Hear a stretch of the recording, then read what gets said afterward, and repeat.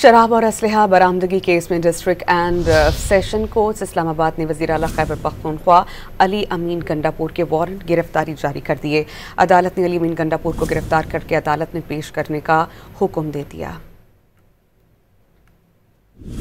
शराब और असलहा बरामदगी केस में district and session courts Islamabad ने वज़ीर आला खैबर पख्तूनख्वा अली अमीन गंडापुर के वारंट गिरफ्तारी जारी कर दिए।